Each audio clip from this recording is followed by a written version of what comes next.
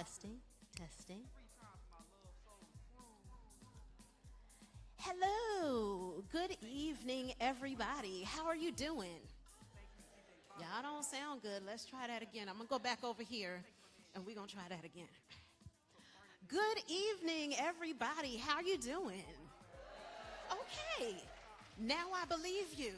Okay, I am Kim, and I'll be your MC for the night because it is the Women's Poetry Slam, so we decided to have a me come up here and host for you. So I assume that you've gotten to know the person sitting next to you. You've met somebody you didn't know before. Is that the case? Because we tend to be family up in here. So turn to your neighbor. It is a church. It is a church. Turn to your neighbor and say, neighbor, my name is, and introduce yourself. All right, turn to another neighbor and say, neighbor, we're gonna have a good time tonight. All right, all right, all right. So our poets for the evening are already out in the lobby getting set up and ready to give you a wonderful show, so you're gonna enjoy yourself.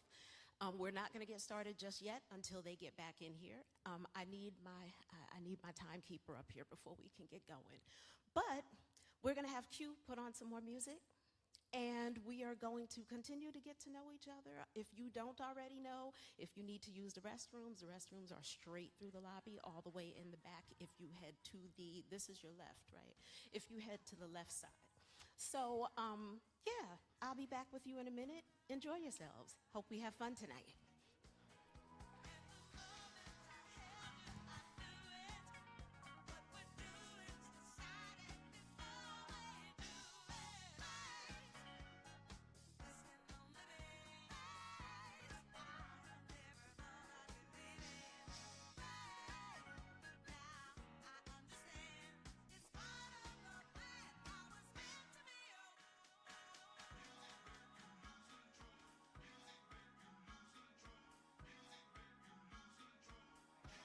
Alright, y'all, we 4 away from 1,000.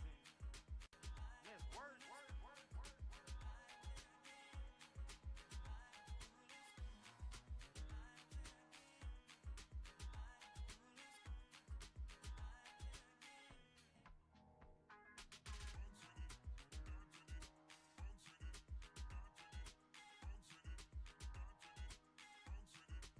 If you're enjoying the vibe, please post.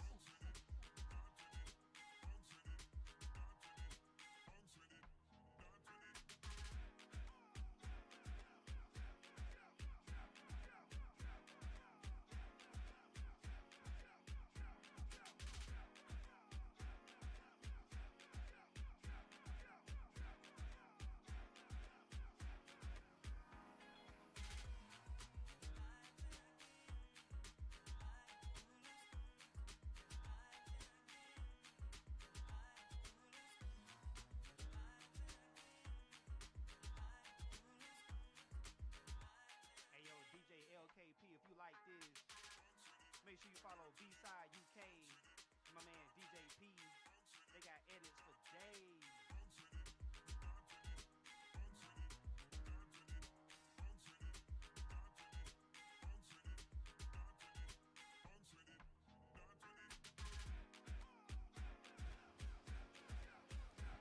Hey, y'all. Jess and Lauren, who signed up to slam tonight, are you here? Raise your hands. You in the room? Jess, Lauren? They need you in the lobby. Did I see 2 people? Okay, okay. They need you in the lobby. So like I said, As you were, I'll be back shortly. have time to listen to new music. Catronata, Van Jazz. His joint is titled Dysfunction.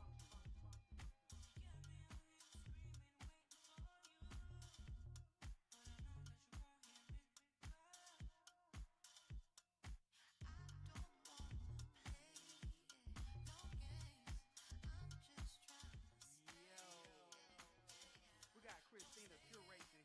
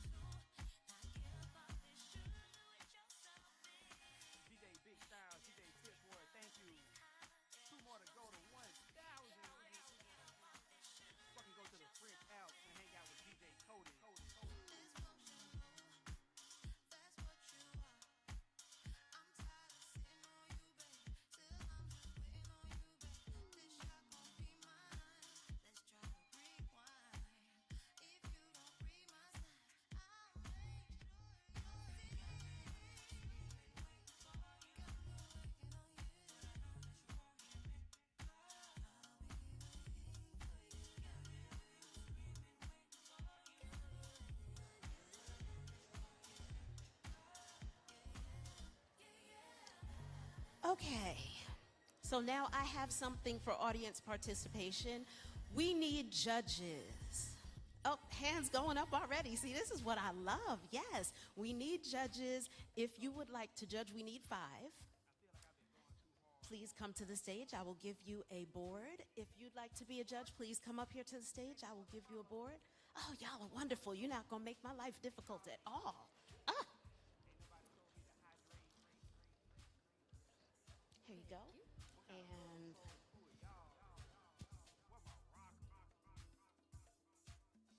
Fire chat room. Thank you, each and every last one of y'all, for being here. We got 22 minutes to rock. Then we gonna hang out with my man DJ P in the bedroom. Thank you.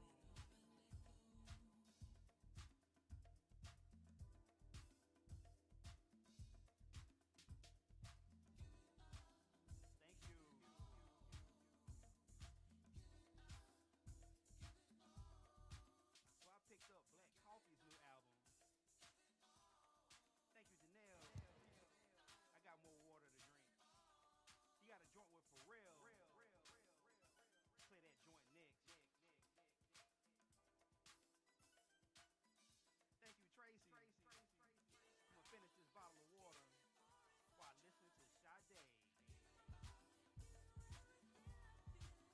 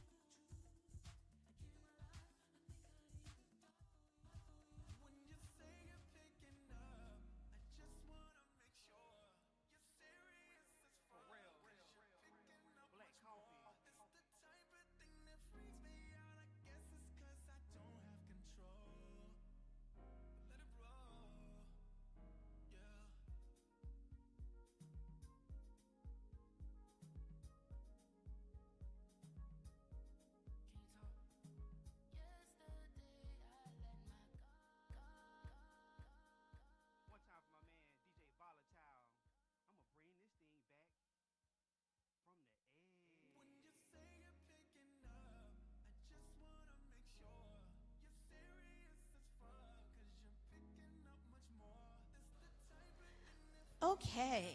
So I'm going to go ahead and get done with some housekeeping rules while they get themselves set up in the lobby to be able to come and give you a performance. Judges, raise your hands. Everybody look and see where the judges are in the room. Okay, so judges, you are the experts in this room tonight, okay? Like for real, this is just me and you. Don't pay attention to anybody else in here. I know I told you to talk to your neighbor, not right now though. So you are the experts in the room. Use your wisdom to give the score that you feel is befitting of the poem that has been presented, okay? And we want you to give a range. So I'm hoping we don't see any zeros, but it can range from 0 to 10. 0 being the lowest, 10 being the highest. And we love decimal points because that keeps us from having ties, okay? Try to be as objective as possible. Pay no attention to the noise you hear around you or other people's opinions. It is all about you and what you think. Understood? Crowd, sway the judges. They know nothing. Okay, you are the ones that know what you really like and don't like. You know what it needs to feel like in your body, okay? So I know the judges are gonna give a score. If they give a score you don't like, what are you gonna say? You're gonna say it like that? Like dig deep, say it with conviction. What are you gonna say? Yes, I like this crowd. This is going to be fun. Yes. If they give a score you do like, what are you going to say? Okay. All right. So I think we're just about ready. Just in advance, housekeeping rules, please put your cell phones on silent, preferably, or turn them off. Sometimes vibrate can be a little loud, depending on where you have your cell phone at. So put your cell phone on silent or turn it off altogether so that you don't disrupt or disturb the flow of the poetry on the stage. And poetry is not golf. You don't sit there quiet and just... The poets that come to the stage, they need your energy. I don't know how many people know what it takes to get up and stand in front of a crowd of people that you don't know and present your original work and do it with conviction. So make sure you give the poets your energy. Show me what that's going to look like. What's that going to sound like? I mean, the snaps are good, but yes, clapping works well. They can hear that. We're in a church. You can give a Holy Ghost stomp if it moves you. There you go. Yes, yes. Give them all your energy, and I promise you they will give you energy back. I have wonderful Ashley up here. I will be calling Ashley Wendy because our normal scorekeeper is Wendy, and I need that. So I'm going to call Ashley Wendy, and Ashley has agreed to respond to me. Give her a round of applause for that. Yes, yes. So are we ready for a poetry slam? Poets, are y'all ready? Okay, all right, so we're ready for a poetry slam? Not quite yet. Because before the fresh poetry comes on the stage, blood must be spilled. That sounds ominous, doesn't it? I like that. So we have what we call a sacrificial poet, and that poet is going to come to the stage and offer you some poetry. And judges, you are going to score this poet the same way you will be scoring the slam. So this is your practice. Get it right. Okay, you only get one practice round. Everything else is the real thing. So go on ahead, put your heart and soul into it, listen, and do your thing. Crowd, remember what I told you. Remember what I told you. Remember what I told you. Sway them. Sway them. Y'all know better than they do. So, coming to the stage, we're going to have Angie Harvey bringing our sacrificial poem. Give her a round of applause and keep clapping until she gets to the mic. Keep clapping, keep clapping.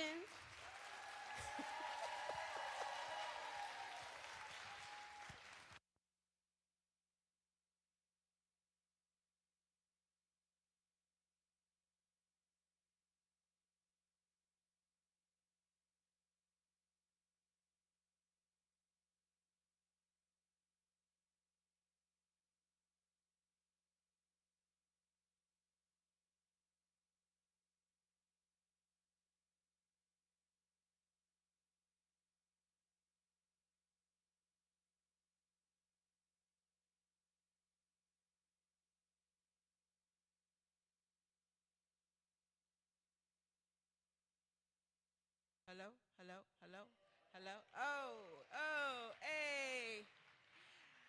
My name is Angela Harvey, and I have two books in the lobby. One is called A Transformed Heart, which is a poetry book, and then I have Poetic Alchemy, which is a poetry self-help book, and tonight was my book launch, and so we're still set up outside, and so if you like what you hear, stop by.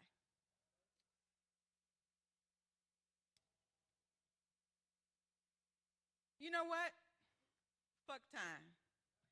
I'm not waiting no time to heal these wounds. That wait would be a waste of my time. The only thing time ever gave me was a hard time, more time than I needed, a hell of a time, and too much time on my hands. I mean, what the hell? Cyndi Lauper's Time After Time make Prince's Signs of the Time seem like a race against time. Time will tell, they say.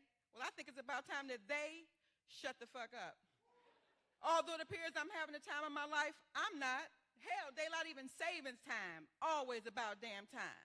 But no, they can miss me with all that. It's all in good time.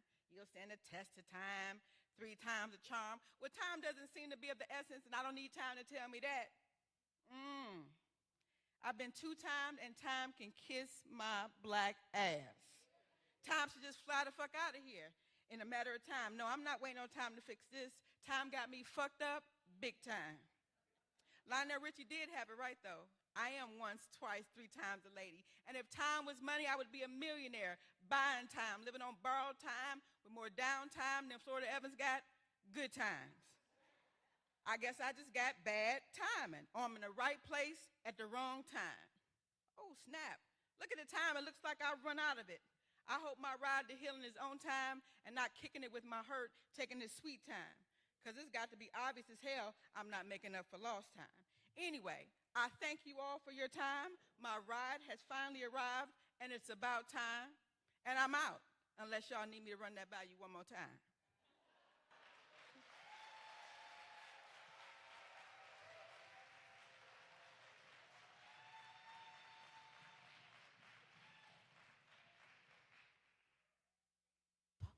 Thank you, poet. Give her another round of applause. While we give the judges a moment to get their time straight on this scoring. Judges, how y'all feeling? Y'all still feeling enthusiastic? You came up here enthusiastic to be a judge. Y'all still enthusiastic? All right, all right. Thank you so much. Okay. So judges, do we have our scores ready? I'm looking for 5 scores. Let me put on my glasses. 1, 2, 3, 4. Where's my last judge? Oh, there you are. Okay. From lowest to highest, we have an 8.3. Keep your scores up so I can see them. Woo.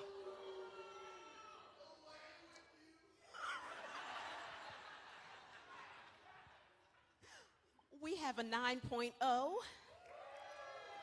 We have a 9.7. We have a 10. And we have a 10. All right. Wonderful, Wendy. That is fine. What is the score? That score is a 28.7 for the poet. Give another round of applause for the poet. And make sure you visit her table out there in the lobby. Talk to her, get to know her, find out where she's performing, get her contact info, buy her books, all of that good stuff. Get to know her. So, are we ready now for a poetry slam? I think we are. Are you sure? Are we ready? Okay, I think we are. All right, so the poets will be coming to the stage in this order. Now, I am of a certain age, so now I have to take my glasses off. Don't judge me. I have to put them on to see out there and take them off to see up here. It's a whole thing. Somebody out there understands. But thank you. Okay, somebody understands. We have the poets coming to the stage in this order. We have Jess. Come on. We have Rubix, Jada Imani, Lily, Lonnie, and Lauren. That was about a tongue twister. Ooh.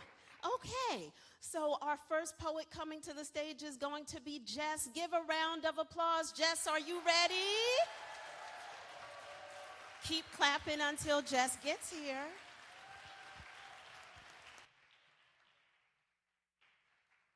Hello, hello. Give me just a minute so I don't feel like I'm dying. I'm so happy to be here with you all today. This first poem I'm going to read for you is called Bark Skin. He said his mom wanted to get to know me.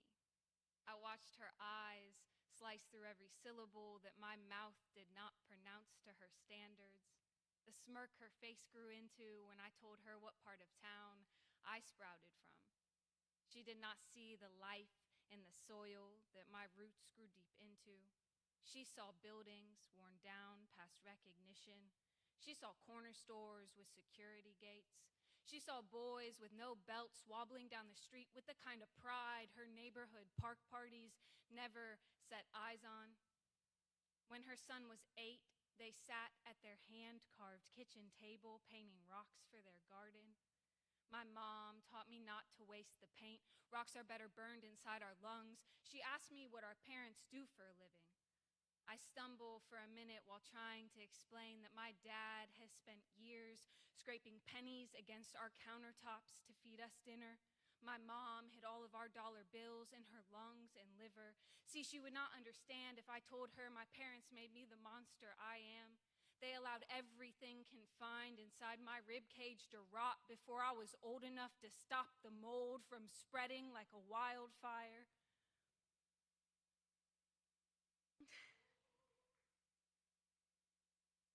She sees charity child with plenty of room to grow. He sees skinny waist and strong mind that still cries often, needs held often, will run away often. He was never stabbed with the kind of hurt that takes you out of body for days, and the feel of my lips on his is something that he could not register. He has never met a tree that sprouted from rock with no sunlight before. Those girls are always hand-fed fertilizer, watered on a schedule, but I still tower over them. His mother will never understand how many nights I spent with blades running new patterns in my bark skin. She will not take anything real about me away from this conversation, but will nod her head with the most understanding looks. As she tells us her biggest troubles, sitting around her hand-carved kitchen table at a hand-cooked meal. I hide in the cushion of her kitchen table chair with more secrets than she will ever know that I have, and I will nod my head with the most understanding looks. Thank you.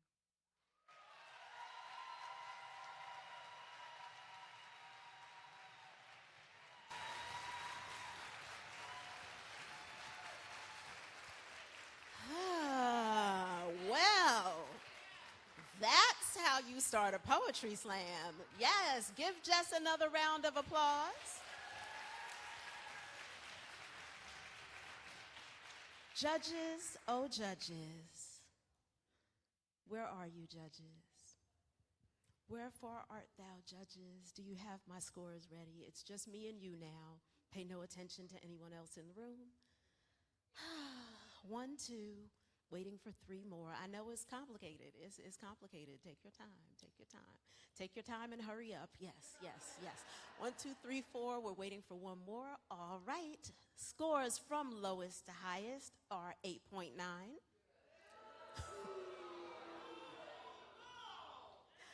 Somebody over here, I need to be my friend because this commentary over here is everything. We have a 9.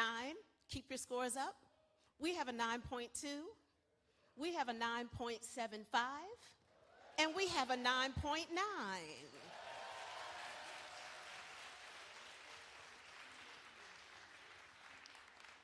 That score is a 28. Clap it up for the poet. Great job. Good start. And the next poet coming to the stage is Rubik's. Are you ready?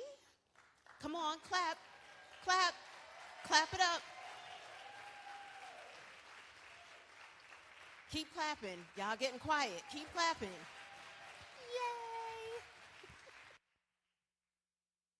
Hey everyone, how are y'all doing tonight? That's good, good, good.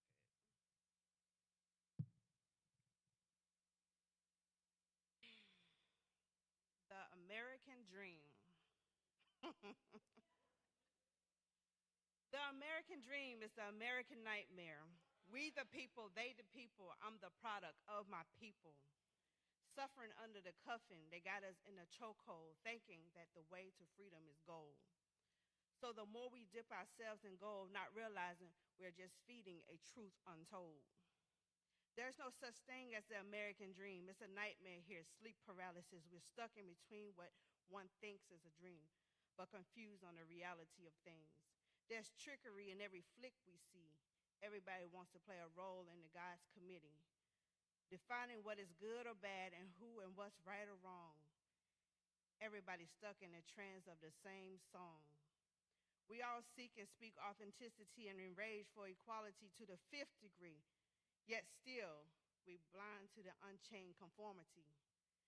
Yes, being black in America is the hardest extremity, no matter the shade of your DNA complexity. Being a black woman, well, that's a double whammy. Can't even get my own black man to see me. He's either preoccupied with staying alive and out of the penitentiary or is a victim to the mental imprisonment that his money heist got to be just right to determine his level of entitlement. For far too long, we've sang this song. Our people were stole on the dream that this is the land of the free. Till this day, I will abduction and an unsolved. We are a abduction to an unsolved mystery. It is a constant question. Why are they so afraid of me when it was their pedigree to capture our ancestry? That's the real sorcery, black magic. Every day for us is a war against the systematics.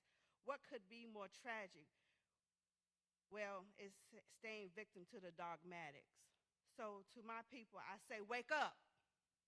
It's all just a mental pollution. We are in control of this resolution. For centuries now, we've accepted this infectual garbage. For far too long, we've been in this bondage.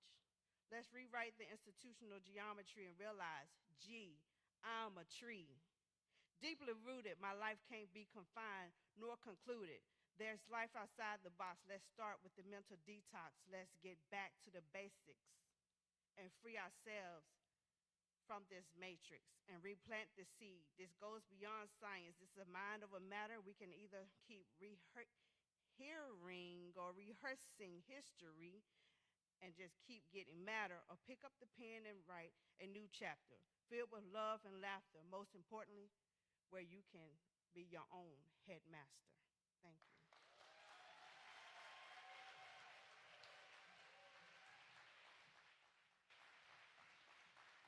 Good job, poet. Give it up for the poet again, please.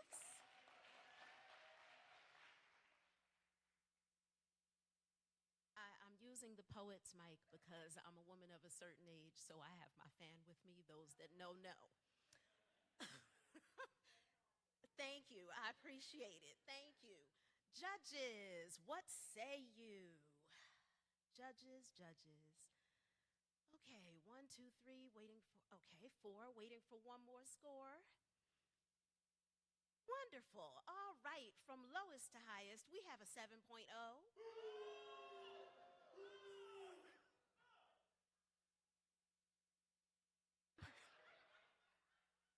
I don't even know what to do with that. He said what he said, okay? We have a 7.5.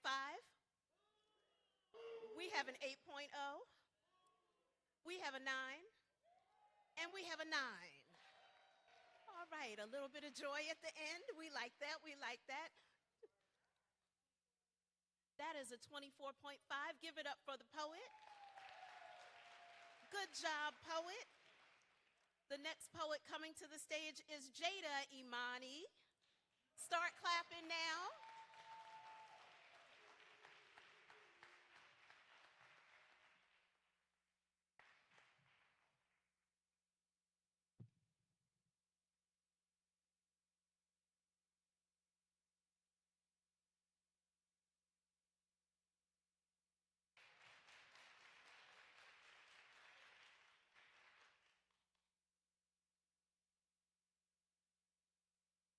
At 27, there was a few things I knew about myself.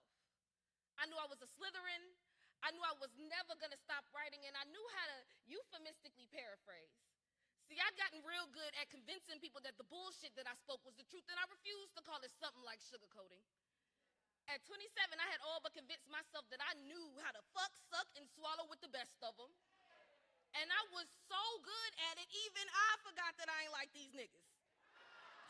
Okay, so translation, at 27, I got real good at convincing myself that I ain't like these niggas. At 27, I knew that I could clear a fifth of vodka by myself in one night, but at 28, I had to learn how to walk again. Because at 27, some man-child decided that my leg too much resembled that of the woman who walked out of his life, so he decided to teach me the sound that the ACL and the MCL and the meniscus makes. When they all go pop goes the mental state. I convinced myself he wasn't trying to hurt me. That beyond all that misplaced rage, he just had his fist, asked the question, his tears got tired of showing up to ask like, shorty, you love me, right? If you love me like you say you do, could you hold this hurt until she get back? But I'm gonna leave that shit right there because at 28, I decided that I had to stop euphemistically paraphrasing other people's bullshit to my friends and family as if it was gonna be some type of part. And so, like I was saying, at 28, I had to learn how to walk again, how to put one foot in front of the other like I ain't never did that shit before. And at 28, I found out how bow-legged I was. Unrelated, but I also realized how angry I was with my parents, how much I hated myself, how much I really do love God, and how I'm trying to reconcile this tornado that swirls in my stomach every time I try to pray. And at 28, I found out that you can still get nightmares, still wake up in a cold sweat as if the boogeyman was right at your doors or right at your heels or still standing over you telling you to shut your bitch ass up. So at 28, I hear myself saying shit like, just let her cry it out.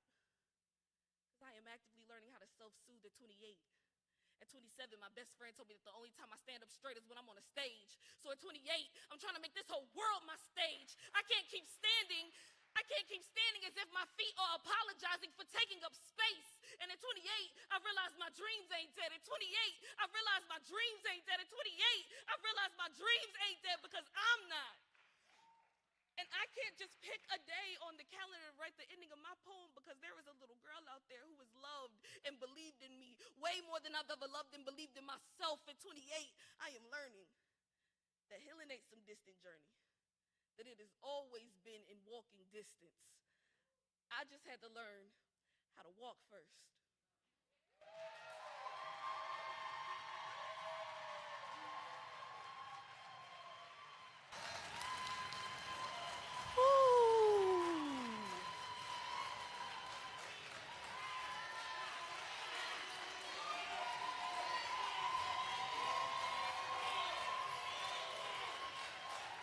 Okay, poet.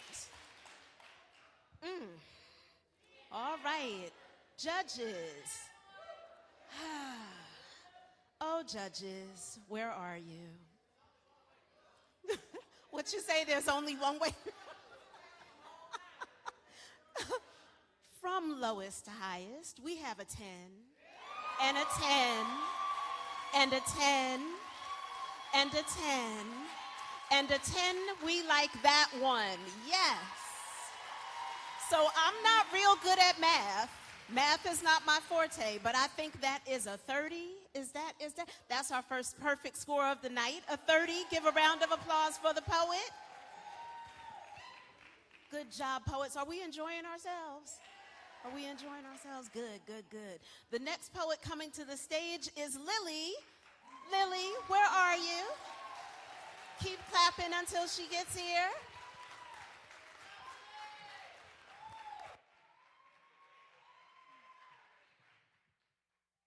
Hi, I'm Lily, and just wanted to say this is my first time doing this, so.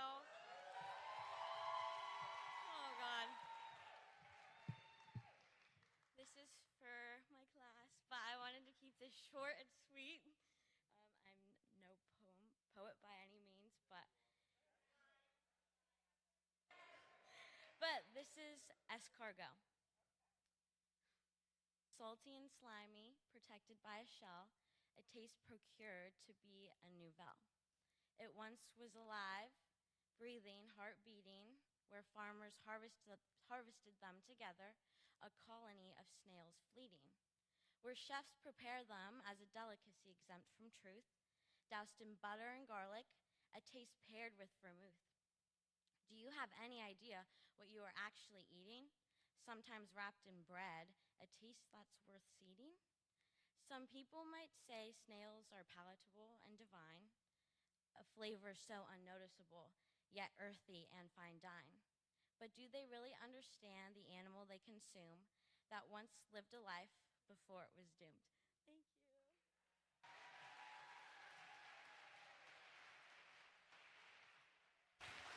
Y'all have to clap it up a little more than that. She said this is her first time, y'all. I love it. And I have never had escargot, but she got me thinking about it, though. She got me thinking about it. All right, judges. Judges, where are you? What do we have? Y'all need a little more time? Y'all need a little more time? We're waiting for one more.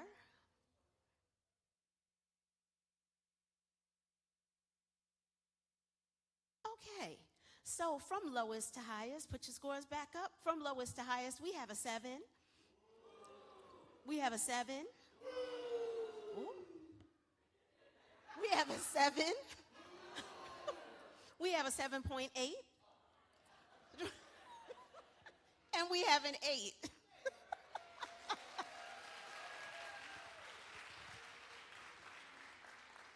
That is a 21.8. Give it up for the poet. The next poet coming to the stage is Lonnie. Lonnie, where you at? Y'all, come on. Keep clapping till she gets here.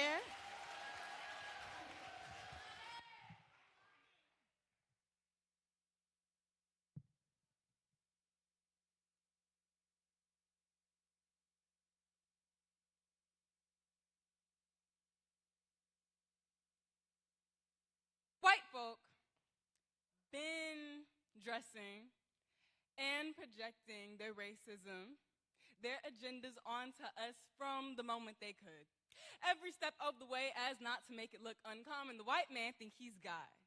Made genocide and colonialism his manifest destiny, his God-given right, broke bread over indigenous blood and made a national celebration of it all. Really think he's a savior. Had Jesus redrawn his image, the Bible would be written to his liking, because scriptures say the Messiah got skin of bronze and hair of sheep's wool, but blonde hair and blue-eyed Messiahs was Christian mantles all across America. White America got away with packaging their violence, gives veteran status in exchange for instability, addiction, and your peace of mind. Seats at these tables always come with conditions, make you leave your mouth at the front door, so I promise our ancestors don't dream of us breaking bread with the same folk that's been breaking up our families. White folk been dressing their agendas in our skin from the beginning of time. Now they call it diversity or progress. And I just call bullshit to what a lot of folk been calling a blackness. The blackest thing about our VP is literally her skin, because her hand deep in mass incarceration and genocide, but when the hand holding the whip look like yours, suddenly folk act like they can't see no more. So they send our sons to go fight for a country that kills them, and they got plenty of war bullets to duck and dodge here, but when violence is presented as freedom, called a way out, and given the highest honor, black kids line up quick. And America smiles. They'd rather it be our blood than theirs, so they talk a good game, and suddenly we in them shackles again, pledging allegiance to a flag dyed red with our insides mouth shut. And you think that's freedom. Feelings off, and you call that progress. Fight gone. What type of freedom robs you of your being like that? You were never going to be safe in a system designed to kill you.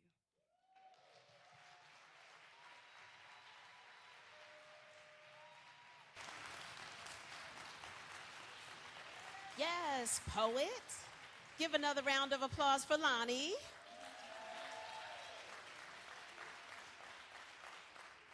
And judges, once again, it's me and you.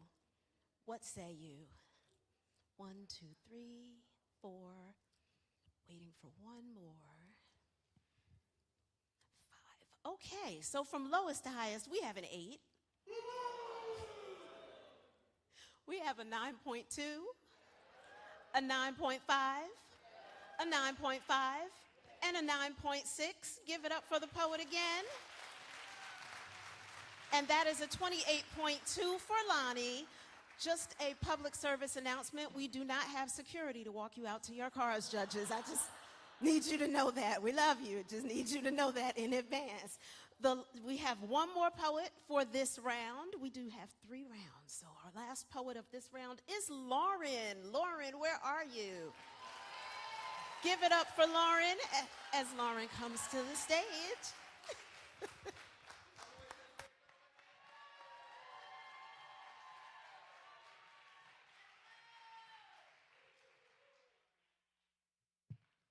Hi, everyone. My name is Lauren. It's my first time up here. All right, so here's my first one. It's called Melted Aesthetics. Melted aesthetics, blurred beauty, a mirage, hazy, lumped into one feeling. A bland taste that lasts but a second. I can't tell what is what. The feeling drifts like sand. What is real? What is original? Only pieces of what authenticity could be.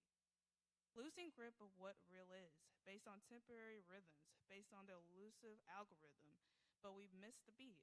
The music of life is meant to be felt, not seen. Not an aesthetic, but a feeling of the song.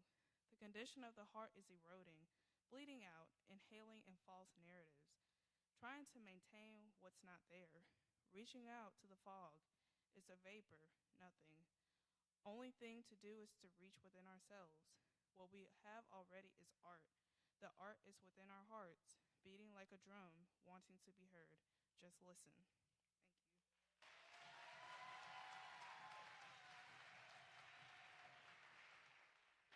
Thank you. Thank you, Lauren. Give another round of applause for the poet.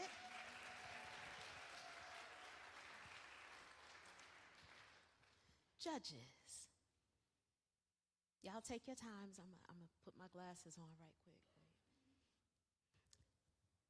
One, two, three, four, five. All right, y'all were quick on this one. Okay. From lowest to highest, we have a 7.5. We have a 7.7. We have a 7.8. We have an 8. And we have an 8.2. All right. All right, we made it safely through that round of scores. Okay. That is a 23.5 for the poet. Give it up again for Lauren.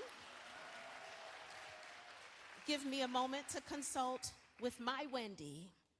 Awesome Ashley. I'm going to say her name this one time. Give me one moment, and I will come back to you to let you know how round 2 is going to go.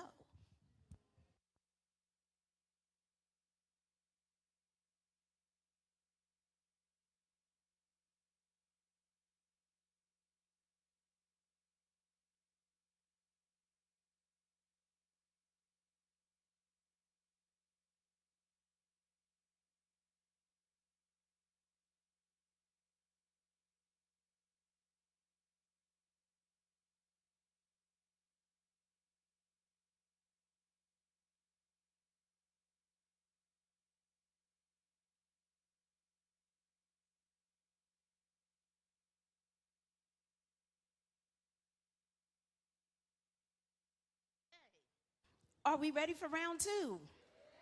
All right, the order of the poets for round 2 will be Jada Imani. Come on, where? Oh, okay, I was about to check my microphone. I know it's on.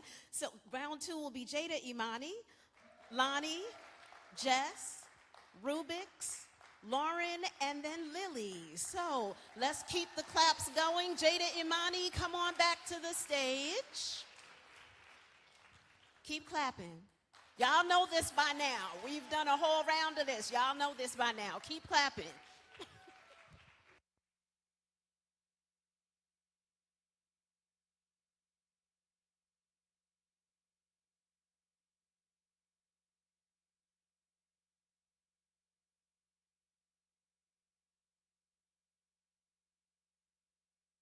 I want a nigga to lie to me better.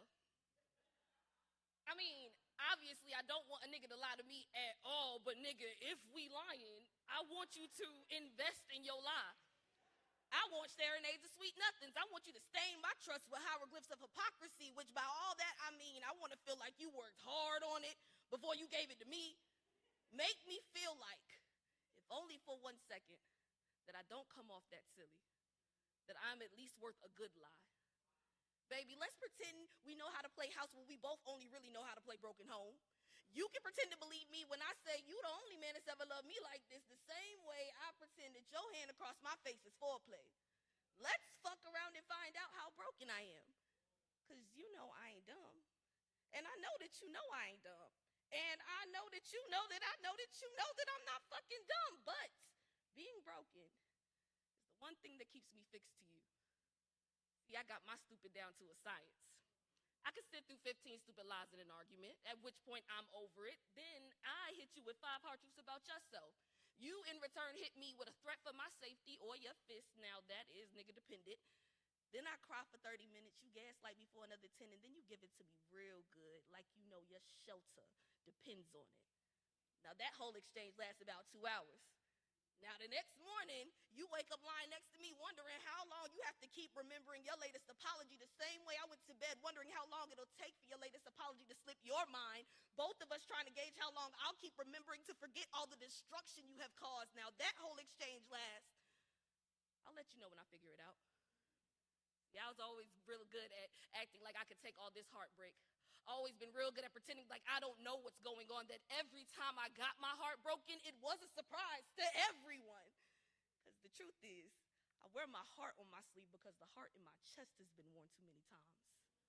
I even started to feel bad for the girls in your phone when they started to fall for your poorly crafted forevers, because I know for damn sure I didn't read the expiration dates you wrapped your forevers in when you gave them to me. Sometimes I forget who I'm supposed to blame. You for your lies or me for my deceit, the train for running me over or me for sitting on the tracks. I have been consumed with the fear of being alone for so long I couldn't even tell how lonely I actually was. Trying so hard to avoid the disaster of being single that I created a catastrophe by choosing to stay with you. You know, honestly, niggas really just be hella ungrateful. Because, I mean, all this stupid in front of you, you still feel the need to lie.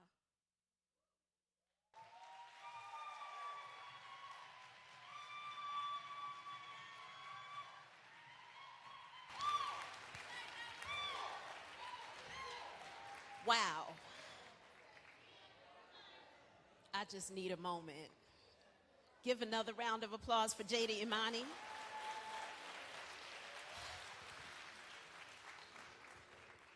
You know, I don't know if anybody else feels like this, but Jada be up here telling my business, and I'm not really. We don't know each other like that. I'm just saying. Judges. All right.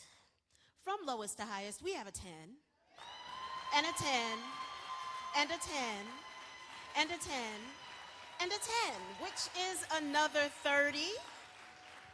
I got that one. I got, okay.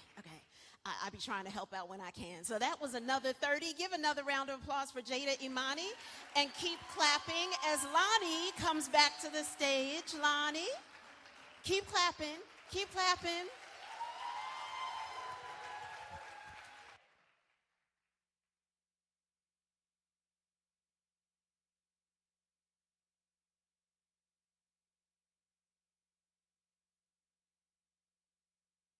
With the sun rising out the cusp of Cancer, he kissed me his heaven and I kissed him back my angel.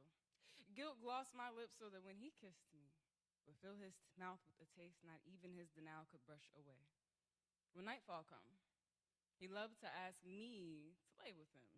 And though my mouth oblige, my intuition has some inquiries.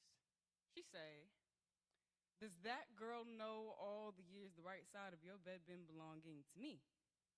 How many times did you plunge your ego into her genesis and christen that's your liberation? And when you tied our souls together, did you forget I would be able to feel your dishonesty loosening us? Like I heard my big sister say, I just want the black woman to win in my story, but I got an ex-lover steady worried about being the villain in mine. He lucky if his joker even gets a chapter. His favorite thing to call himself is actually the hero. Like, he don't handpick his survivors every time. I heard him chuckle his truth. Audacity parted his lips to say, I guess I got a thing for girls with daddy issues. And there the pot was, calling the kettle black, because only a wounded man's inner child goes searching for the broken pieces of a woman, so that he can be the one to build her whole. And in return, she'd grow him a garden of loyalty he would only neglect to water whenever he lost himself. I found that the gate of his insecurity could often be unlocked between the legs of another woman in the city, and I never had to look far, because it's always a poet that he wants to love him permanent, without being a lover worth writing about on purpose. When I used to remember the beginnings of our story, I would feel myself melt into the girl that I had to rescue, because she was so good at pretending, and that's why now I can nod my head at all the conjured up lies he tries to serve as his truth, because I know how he likes to curl his fingers all inside a girl's insecurities till she's wrapped all around them. He likes to soliloquize your silence until his ego is satiated so he doesn't have to face you or the truth. And he will semicolon every shawty that stare at him long enough until karma comes and put a period in all of his fallacies. It used to be so much work remembering. Forgetting was the only thing holding the lies together, but after escaping the grips of his obsession, I decided to fashion myself some forgiveness. Did y'all know Anything you give to a black woman, she will turn into something greater. And I survived a man whose hands burned everything he touched, and I built myself a stage out the ashes of his insecurity, inadequacy, and all of his fears. And everything I swallowed for survival for him, for us, but really me. And he don't deserve a word in this poem, but I forever deserve to get free, so may this poem be a vehicle for my healing. And the next time I get caught up in his last entrance instead of his right hooked exit, this poem will be a portal to my memories.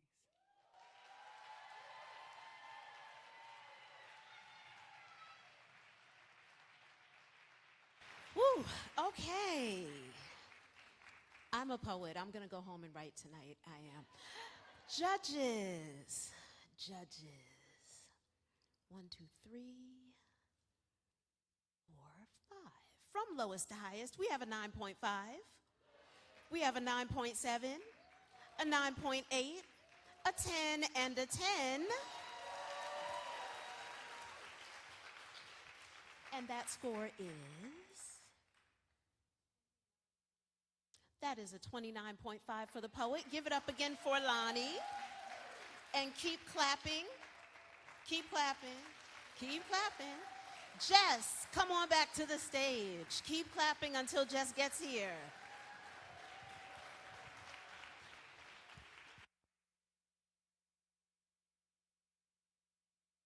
Thank you.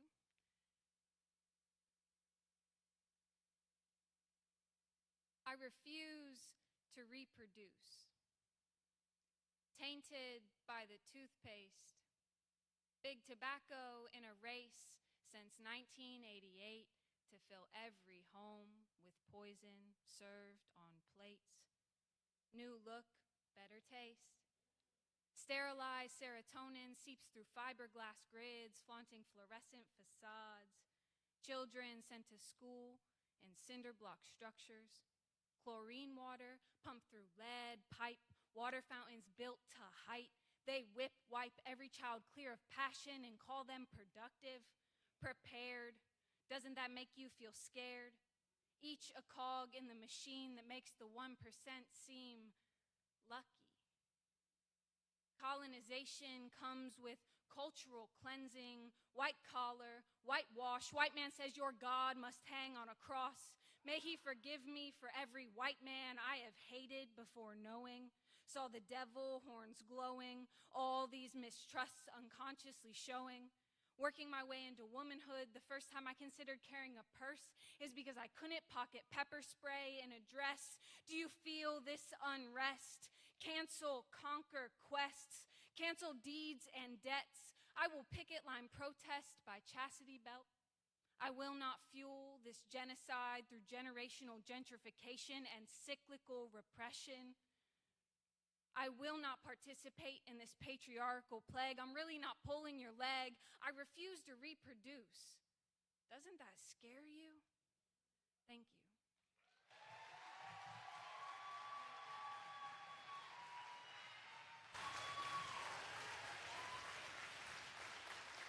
I think we are officially in the middle of a real slam.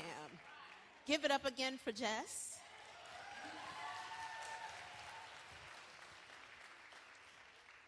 And judges.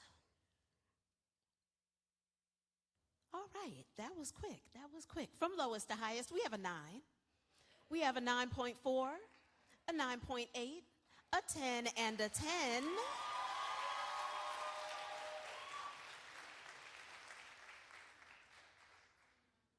That is a 29.2 for the poet. Give it up again for Jess. And keep clapping as Rubix comes back to the stage.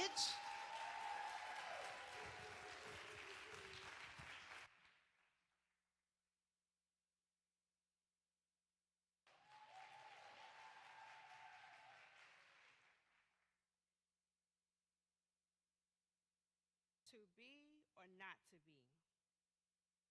They say all you have is family, but let's be real. Family is filled with toxicity. Early on, family had me questioning my sanity. Parents are your first manipulators, supposed to be defenders against violators. They teach us to beware of our oppressors, but sometimes from what I see, they too are the oppressors. To be or not to be is often questioned. What is family? Where some come from, being whatever you want to be is the true melody. For others, it's a mask of envy and jealousy. Careful not to show your living happily and wealthy, because there comes the notion you think you're better than me. Parents, aunties, and uncles claim to love you equally, but somehow create siblings and cousin rivalry. Do y'all see what I see? They say all you got is family, but children and babies somehow feel the adoption agency, and the elderly put away, left behind, just waiting on the day. It's often to say you have nothing without family. That statement is a travesty. Can't y'all see the toxicity? When will we ever conquer the infinite saying we got to do better, gathering beyond only the sad times, and it's only time we seem to come together. Many choose liquid courage to clear the pipelines rather than save and heal the bloodlines they deniably suppress rather than acknowledge the mess, not realizing letting go can save both them and the young and the restless. Time just keep passing by as the world turns and the hearts and the souls of the young and old still yearns. These just become the days of our lives. The toxic traits become a trend of fate of you only got one life to live with no cares to give.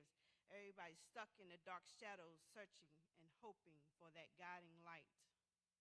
Oh, but let us not forget, self-love is a new mask of suppression, a masquerade of the bold and the beautiful. When underneath all that clay and clothing is lack of self-worth and depression, and the feelings are being unsuitable. So again, I ask, to be or not to be?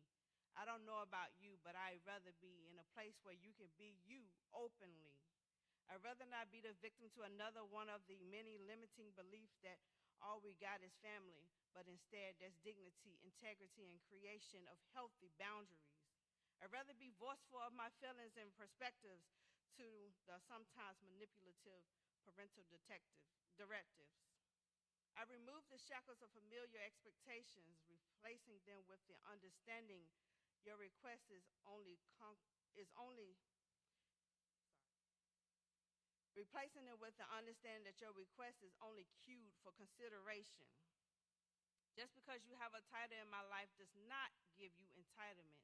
You do not have the entitlement to talk to me any kind of way and expect me to do things on your time and when you say. I'd rather be what I want to be, following my own life's journey, rather than live oppressed, trying to live up to the desired impressions of me. As for family rivalry and envy and jealousy, from what I see, it's simply a misunderstanding of loving equally versus differently. We must allow space for grace. Don't be so quick to judge blindly. Consider the time, circumstances, and the mental capacity. Being overlooked was not always the intent, but truly, other times, it's like, man, the audacity. Please understand we all grow up to have different interests and personalities. Don't go creating false realities of me rooted in your own insecurities. How I bond and connect outside of you or with the one next to you, don't take it personally. It doesn't say you mean any less to me.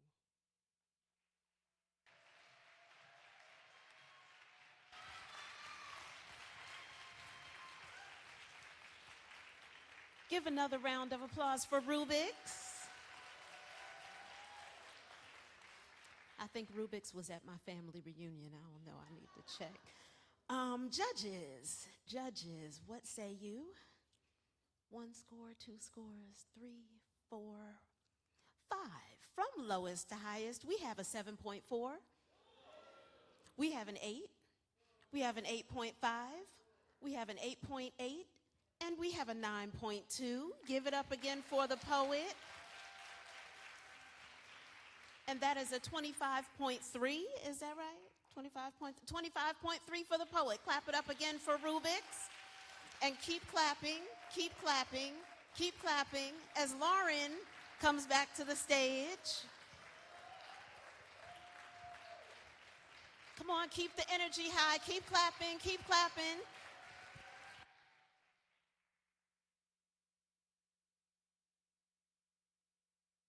Okay, so this poem is called Power. Power. No longer shall I give my power away. The blade of negativity cannot slash at my dignity anymore. I hold my own way.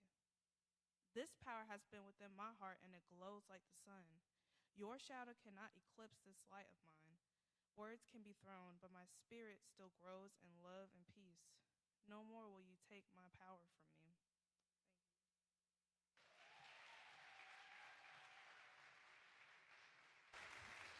Clap it up again for Lauren. Love and empowerment poem. Yes. Judges. That was kind of quick. Y'all got to turn it around faster. Come on, come on, come on. 1, 2, 3, 4, 5. From lowest to highest, we have a 7. Oh, y'all sound like you need a minute to commit to that. Okay. We have a 7.5, a 7.5, a 7.6, and an 8.8 for the poet. Give it up for the poet again. That is a 22.6. Clap it up again for Lauren. And keep clapping as our last poet of the second round comes back up. Lily. Keep clapping. I shouldn't have to keep telling y'all this. Keep clapping.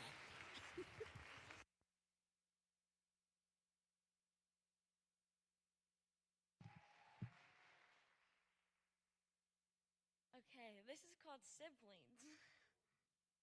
It makes my blood boil the way they talk loud and proud, forgetting their public presence or the voices that surround, or the way they call out my failures as if it was a joke. They always poke my senses, knowing what will make me explode. It makes my blood boil the way they tell each other everything, forgetting my existence or the fact that I am interesting. The way they steal my clothes, they don't even ask, or when they race me to the car and I don't beat them first.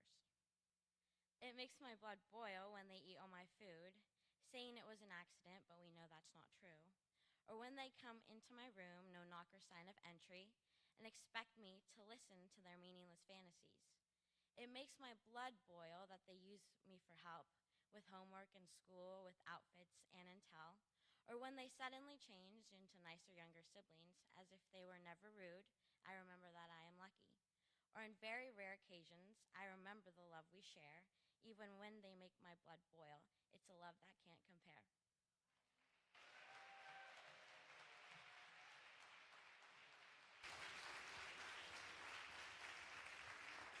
Thank you, Lily. Give another round of applause for Lily while the judges get their thoughts together. That was such a sweet poem about siblings. I don't think my poem about siblings would sound quite like that. I don't know. Depends on what day you check with me. I don't know. 1, 2, 3, 4. Waiting for one more. Okay. From lowest to highest, we have a 6.5. We have a 7. Okay. Okay. Y'all not going to let me move past that. Okay. Okay. We have a 7. We have a 7.8. We have an 8.5. And we have an 8.8. Give it up again for the poet. That is a 23.3 for the poet. Clap it up for all of the poets that made it through the first 2 rounds.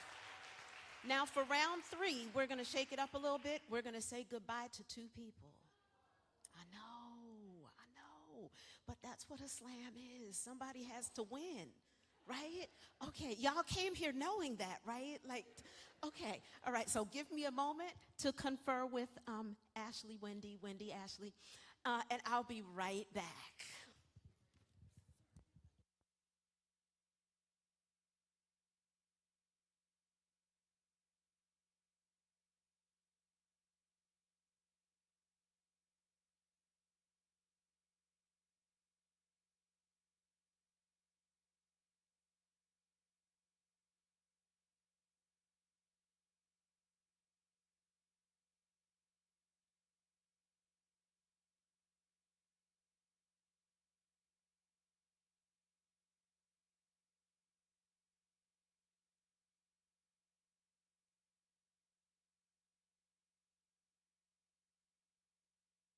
Okay, So going into round 3, let me see, all right, I need to take my glasses off. I don't know what game I'm playing, thinking I'm gonna read this paper. Okay, so we're gonna say goodbye to Lily and Lauren. Give a round of applause. Great job. And in round 3, the poets are gonna come up in this order. We will have Rubik's, we'll have Jess, Lonnie, and Jada Imani. So keep clapping. Y'all ready to jump into round 3? Judges, you good? You need a moment? Y'all are okay? All right, so we're gonna go ahead and jump into round 3. Come on up, Rubik's. Keep the energy high. We're almost there. Keep the energy high. Thank you, thank you.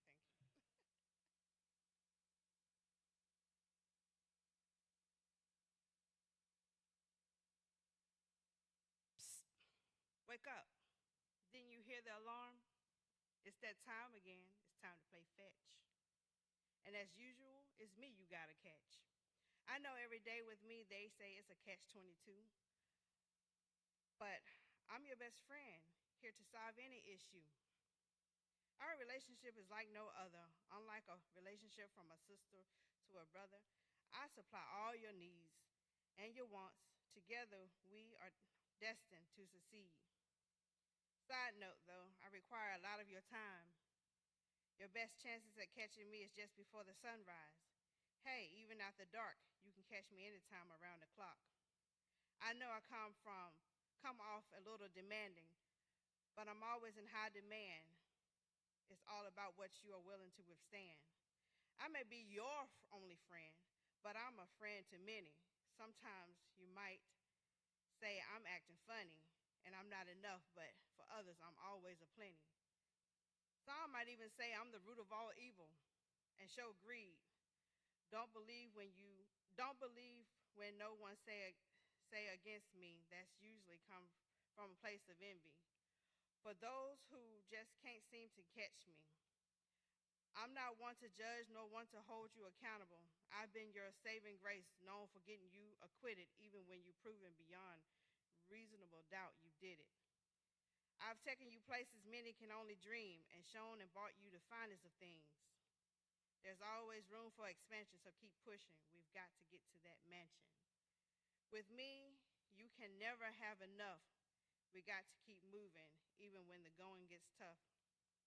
Yeah, I heard the alarm, but today I don't have the muscle to get out and hustle and bustle. Lately, there's just too much I've had to juggle. Yeah, I know you have never let me down. You always seem to find a way, especially when I feel I'm about to drown. But today, I have just enough energy to lay around. Lately, all this running has become exhausting, mentally and physically. I've become affected, and my family and friends are feeling neglected. They say I give you all of my time, and you seem to be the only thing that's on my mind. And because of you, I didn't realize death was a reflection in my loved one's eyes. Now I'm laying here alone and feeling paralyzed. Chasing you have been like being in prison without being engaged. I've been stuck in the time under your every command, been told when to eat, sleep, and even speak. You presented to me so many times, this is once in a lifetime.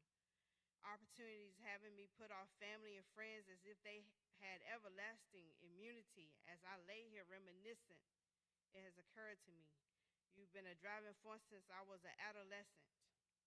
I've worked hard to be amongst the rich and to be someone's idol, and I always question how can they ever become suicidal. It couldn't be any clearer. For once, this is a void you cannot fill. They were just an empty. They were just as empty as the bottomless bag you are. I call that poem The Bag.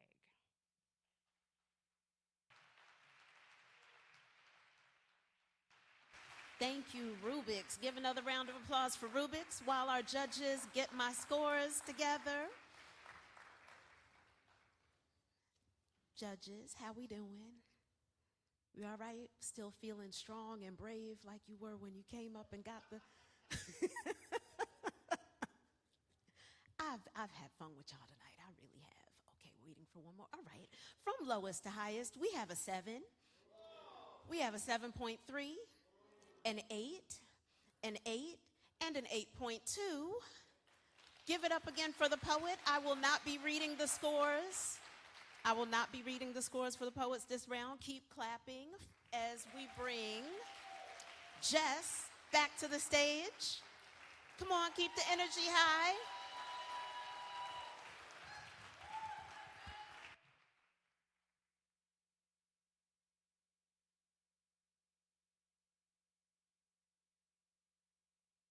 Yeah, well, at least I'm not a crack baby. The joking tone of my fellow fourth grade classmate reassuring me her words were innocent, although they were so heavily jam-packed. Too young to realize the true meaning, yet old enough to know that for me, her words were more than a sarcastic mention.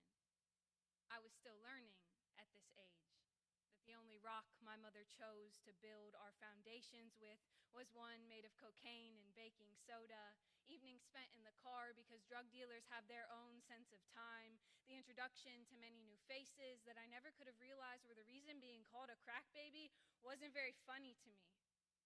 Vivid memory in the back of our minivan while she in the front seat, the distinct crackle when being burned, the bitter smoke filled the air, making it hard to provide all the oxygen my little lungs were constantly begging for. I learned to hold my breath. Not only at the pool, but I learned to hold my breath when my grandma asked how I spent my birthday money, too afraid to tell her my hiding spot still wasn't clever enough. I learned to hold my breath when my teachers asked why I hadn't done my homework, wishing I could tell them I was too busy just trying to hold my breath. I began gasping for air every night she walked out the door to come back as someone I don't identify as my mom, begging on my knees for her to stay. She shut the door in my face. By the time I was 8, I knew that monsters were real. She had me sing at the top of the steps while she got the laundry from the basement so that they couldn't get her. And since then, I know that they hide everywhere. And to this day, I still check, double check underneath the bed. I still check, double check behind the closet door. The one thing I forgot to check, double check was that tinfoil. I learned that toilet paper tubes and tinfoil could make a lot more than arts and crafts. I guess at least then she could check, double check a glass pipe off of the list of things that she stole all of our money for. I wish I could tell you now that my mother is better at building houses, but a hurricane of vodka swept away her rock foundation, and ever since then, she's been drowning in it.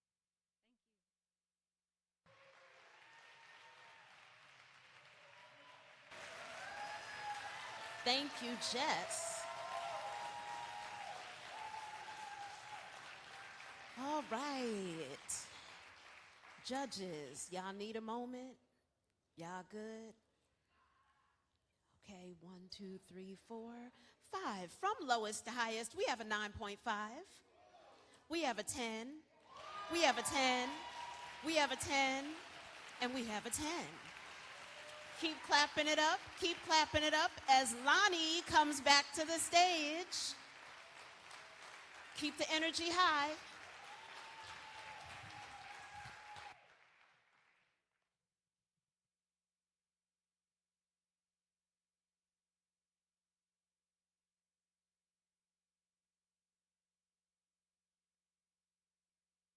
My brothers have always called to ask me about life. Ask how to unlock their lockers in middle school. Wonder if math will ever get any easier. And why are all their classmates in coffins? And for the first time, I realized I underestimated the job of myself as the oldest. forgot about this city's coming of age ritual, I want to tell them that it will stop, but half the boys I had history with in high school ain't with us no more. We been ducking hot metal trigger fingers and paddy wagons since summers off of Liberty in Austin. In the city's best efforts to leave no kids left behind, they put up millions to keep them all in cages. So I know my baby brother is really asking when he can stop grieving, when he can start grieving. He asking how he know he ain't got next. Ask why they keep killing kids, and I got no answer because I have the same question. So I write these soliloquies for all the kids who rep flags because that's the only way that they know family, who run to Glocks for safety because they own city steady pulling guns on them, their childhood playgrounds reminiscent of a gun range. Them magazines, all the teddy bear and nightlight they have ever known. Your sweet 16 could send you to the other side, and black boys know how to throw the biggest memorial they ever seen with their bars. This is my city's coming of age ritual.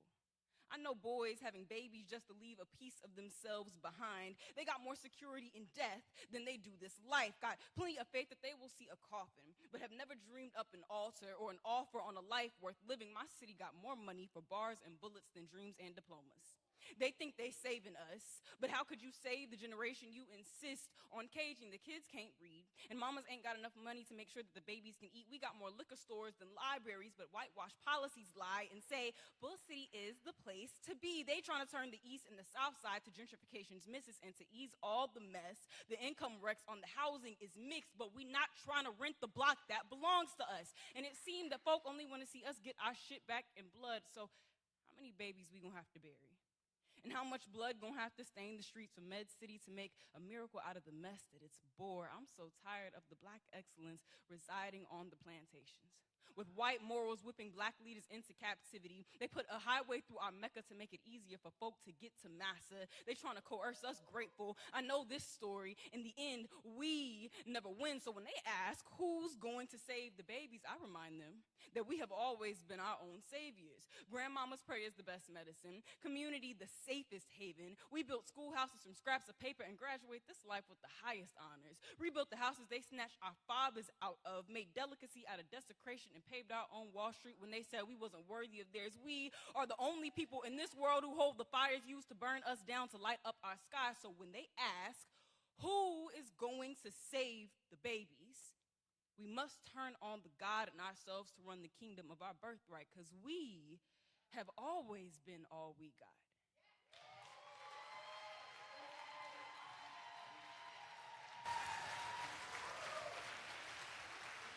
Give it up again for Lonnie. Judges. Judges, judges, judges. From lowest to highest, we have a 10, and a 10, and a 10, and a 10, and a 10. Keep clapping. We have one more poet tonight. Keep clapping as Jada Imani comes back to the stage.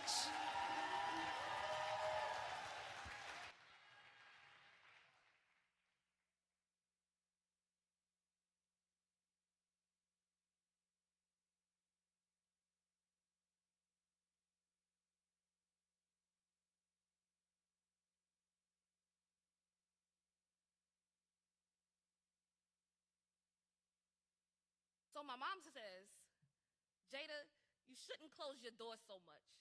It's like you block yourself off from your daughter. And while she's talking, all I can think about is that video of that little girl where she's like, can I pet that dog? Can I pet that dog? And it's like a whole ass bear. And I get why we laugh, because the danger is seemingly far enough away, so we just take a little moment to find the humor and the innocence of it all. But sometimes when I watch it, my body tenses up. Not enough to where I feel the need to leave a comment, but enough to where I can feel my own earnest laughter go a bit awkward. See, when I'm at home, I justify the seemingly innocent action of keeping my door closed by saying I'm just teaching her boundaries. That everybody deserves a right to their own space, or that it don't even really matter because she gonna bust through that door anyway without knocking, might I add. So she knows she can get to me whenever she needs me. So to be fair, my mom's statement makes me a bit defensive, and in my head I say, don't worry about it, because we good over here. After all, weren't all the doors open in our house growing up? And didn't we still find still find a way to block each other out, to hide ourselves in plain sight. I wish she would just understand that as a mother, I'm just doing my job, protecting her from things that can hurt her. After all, do they not lock animals behind cages? Don't they say that you're not supposed to approach a wounded dog because they can't tell the difference between a helping hand and a fist? Like how shortly after the assault, the PTSD wouldn't let my daughter hug me around the neck because I couldn't decipher the intention behind the squeeze. I locked myself away as often as possible because at any given moment, I could become unstable. A machine gun full of unresolved life lying in wait for a trigger and an unclear target. I don't want her to think that love is derived from exhaustion. I don't want her first display of love to be an unhealed, overstimulated shell of the mother I never was. I don't want her to think that love is the eggshell walk you take between explosions, especially when I know I am a minefield, Ma. And most days I could take it on the chin that I'm wrong, but what I know to be most true is that my baby has always been fearless, that she will always come looking for me, and maybe that is the lesson I'm trying to teach her, to stop looking for love that should be waiting for her with open arms, or at least with an open door policy. I don't have the heart to tell her that her mother is a monster parading as a bear on her best day. It's crazy. Because shortly after the assault, my mom just kept asking me, Jada, how does something like this happen to you, Jada? How did it happen to you, Jada? Jada, how could you let this happen? And eventually I just stopped her and I said, Ma, I pet the dog.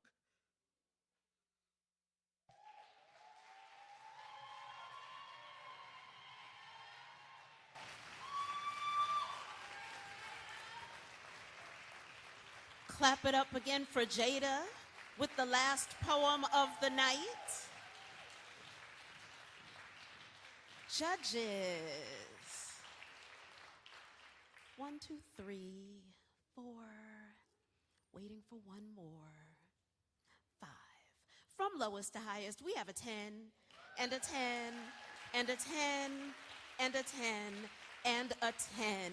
Give a big round of applause for all of the poets that came to this stage tonight. I always enjoy the Women's Poetry Slam. This was amazing.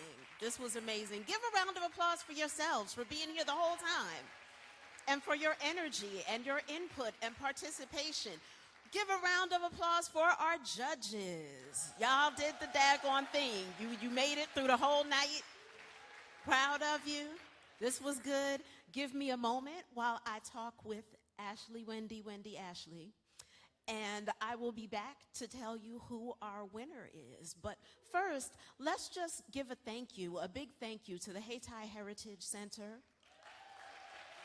This has been the home of the Jambalaya Soul Slam for 19 years. 19 years. We are here every third Saturday of the month. We have one more slam left for this year. And keep your eyes and ears open because next year is 20 years and you know we got to do something special. So y'all keep your eyes open and stay in touch with us. Give me one moment. Let's see what news you have for me over here. So I am going to announce our winner.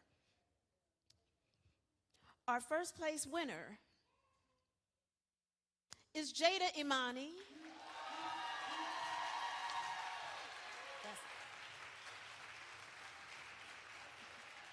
Give another round of applause.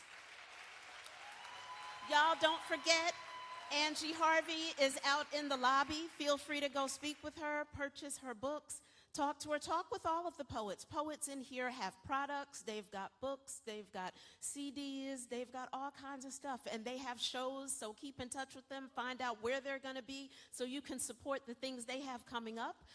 I had fun with y'all tonight. Y'all have a good night. Be safe getting home. Peace and love. And see you next month. Jada, come see me up here.